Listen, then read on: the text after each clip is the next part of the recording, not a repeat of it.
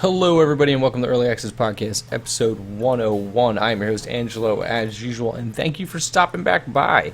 It's been a pretty busy week as far as what's come out over the past week. There's just been a surprise Early Access release that everybody was waiting for. Everybody expected it to hit on the 8th of March, so this Tuesday, but that's Division Day. And I think the developer knew that, so the developer decided to drop the game early this past Friday. So I've been playing a bunch of it. I streamed a bunch of it. And this game is called The Culling. If you go over to youtube.com/Early Access Podcast, I just did it's a 21-minute first look of this game. So if you want a good visual of this game, you can go check it out over there. Oh, excuse me. So The Culling is, I'll give you the rundown though. It's an arena-based battle royale game, very melee focused. There is some weapons, not too many. 16-player game.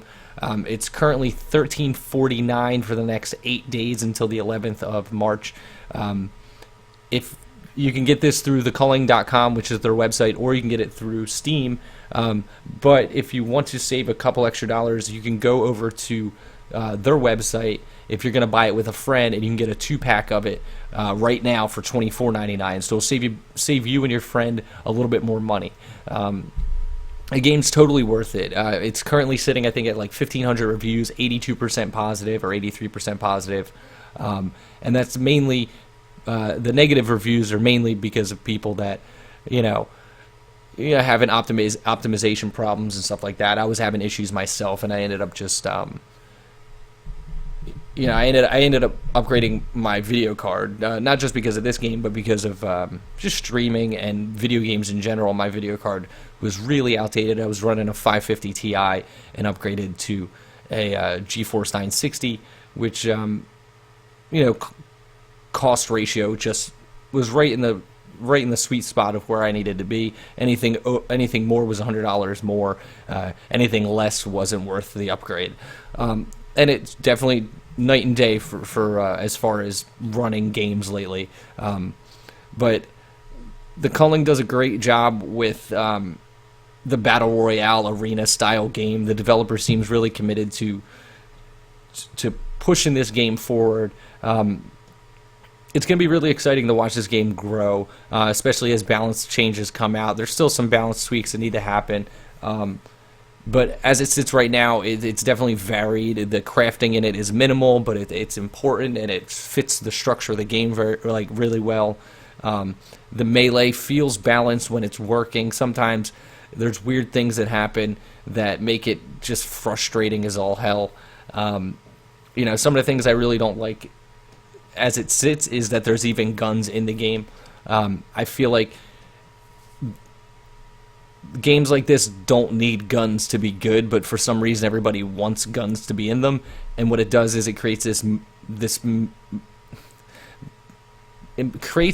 tension at the end of the game where it's you versus the other players at the culmination, when everything ends up in the middle of the map, and you're afraid somebody might have a gun, which puts you at an extreme disadvantage, especially when you might have hidden or fought your way into the end of the round, and then you only get shot. Like, it's just very irritating.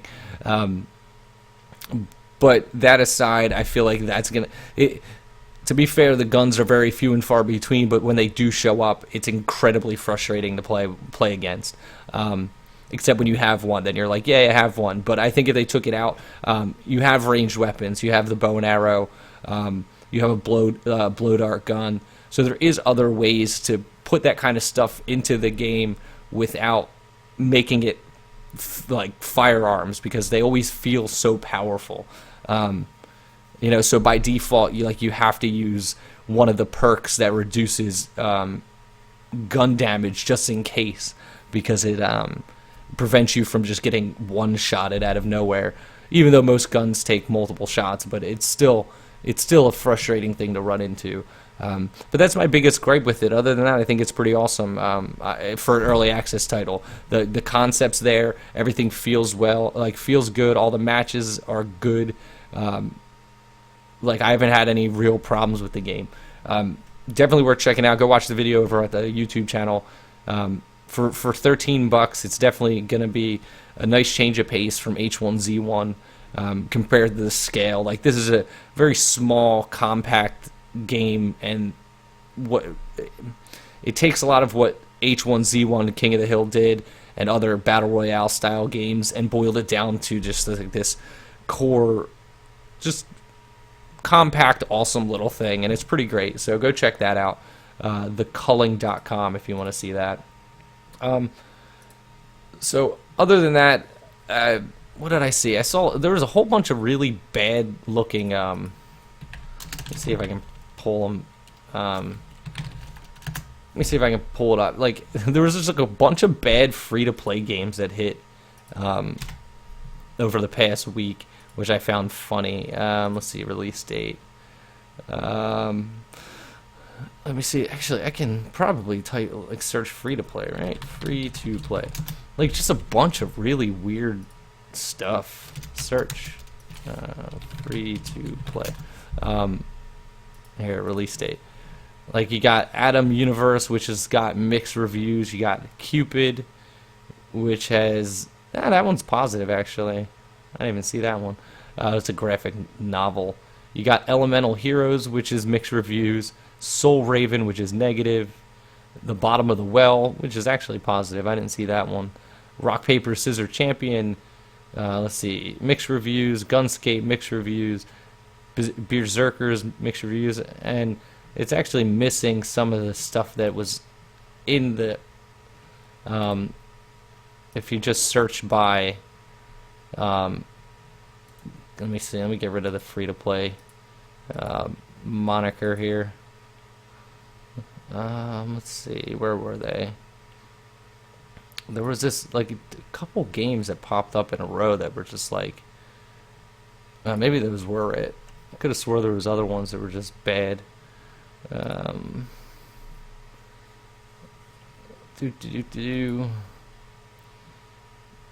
was like a handful of them all in a row. That must have been it. That must have been them. But yeah, just a slew of mediocre free-to-play games, which I find fucking funny. So, as I always do, I just went through the week and I just pulled all the early access games that I thought looked interesting that came out over the last week.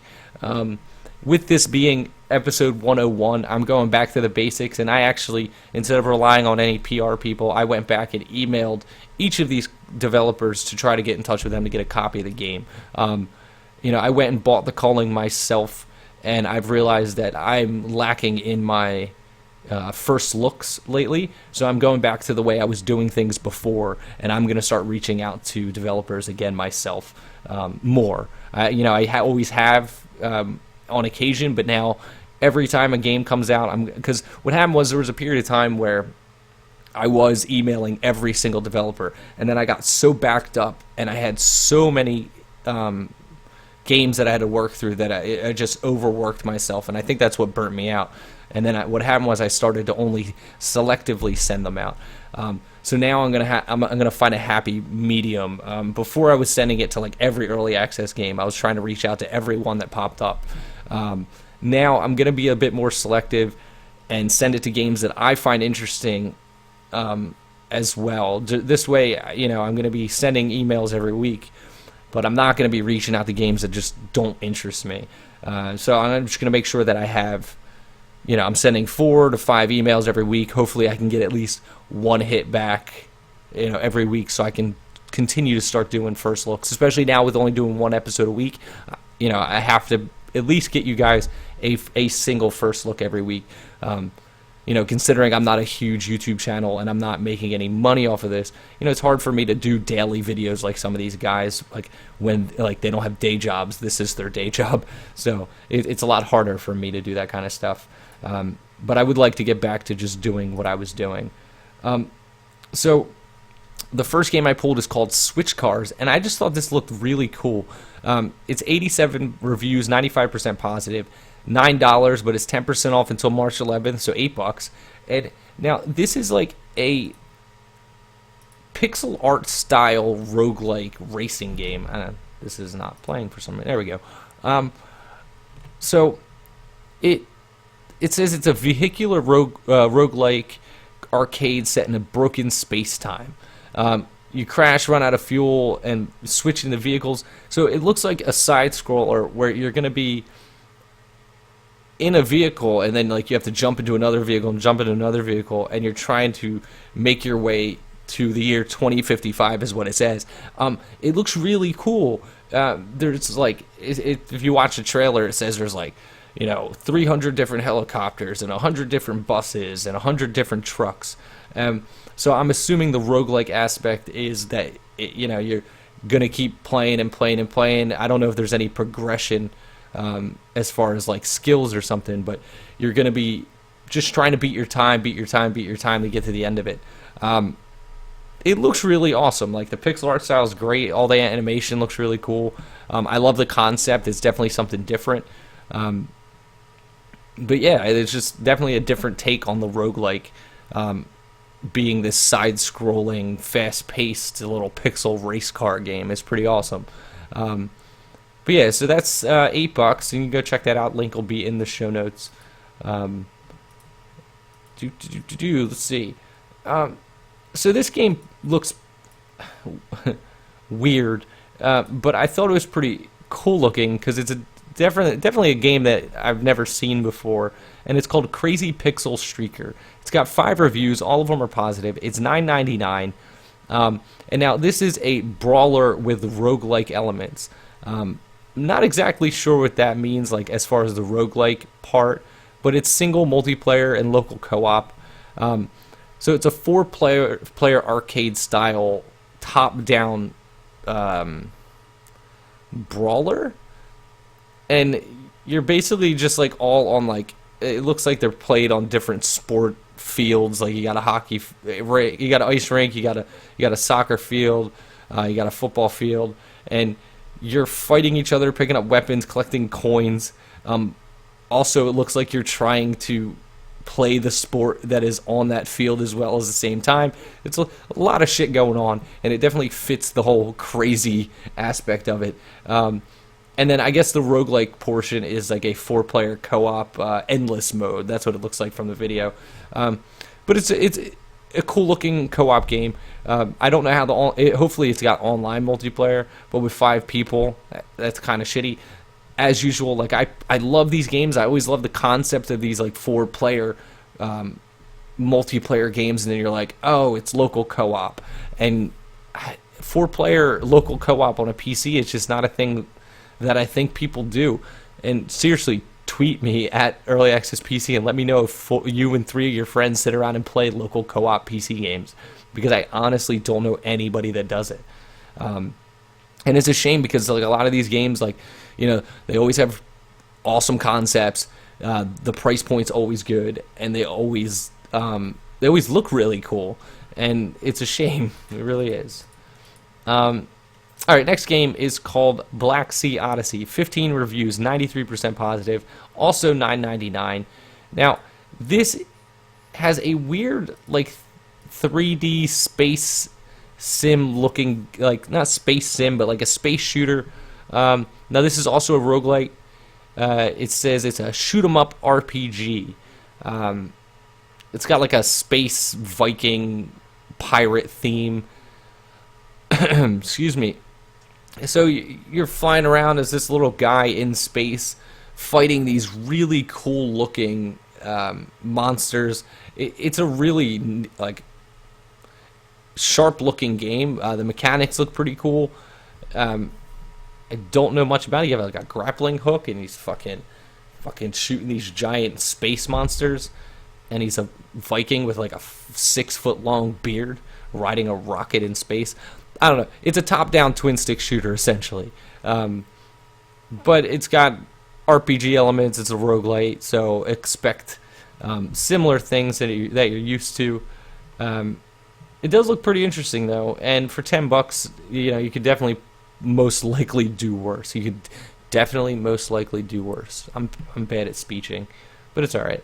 But yeah, Blacksea Odyssey. It looks pretty cool. Go check that out. And the last game I got for you guys is this game called Last Days of Old Earth. Now, this game actually looks pretty awesome. It's a turn-based strategy game. It's got 10 reviews. All of them are positive. It's $25, so a little bit on the pricey side, in my opinion. Now, let's see. This guy, could have swore it might have been a different game I was reading about. Let's see. Spiritual successor to cult classic PC game Armageddon Empires. So, it's a top-down hexagon board-based real-time strategy game. So you're going to be moving pieces on a hex-based grid. What it has, though, it has an interesting card mechanic that goes along with it. So you're going to be playing cards onto the pieces on the board as you navigate through this campaign. It is single-player and multiplayer. It's got like a medieval theme to it. But it's cool looking, and I like the idea of the card aspect with the hex-based game. It's definitely something that could work. It really depends on what kind of following you can get out of this kind of stuff, and it really depends on how strong the single-player portion of it is. This might be one of those ones that you just watch and keep an eye on the development of. I will try to do my best with that as well. But yeah, you might want to keep your eye on the development and see where they're going with that. Read the forums for the game. Try to see if you are interested in it. Or, but see, that's the thing. For a $25 entry, it's tough to recommend just, buying it, sitting on it, because it looks cool. The concept's pretty neat. But with so few reviews and that price tag, it's hard to be like, oh yeah, I'm just gonna do that and sit on it. You can't really do that all the time. But that's gonna do it for this episode, guys. I'm trying to keep these short and sweet. I like to keep them 20 minutes or so, especially because I realized that I was talking about games that were worthless before when I was doing them twice a week, and then I was also reiterating a lot of things way more than I needed to. But yeah, don't forget, go check out the Culling. Game's pretty awesome. Definitely worth your look. Go check out the video on YouTube. Early Access Podcast over there on YouTube. Follow me on Twitter, Early Access PC on Twitter. But yeah, that's going to do it for this episode, guys. Yeah, I don't know. Go play more video games. Support Early Access. Do all those kinds of things. Go on Kickstarter. Support those guys too. But until next time, guys, this is Angelo with Early Access Podcast. And, as usual, be awesome. I'll see you guys for the next episode. Have a good week.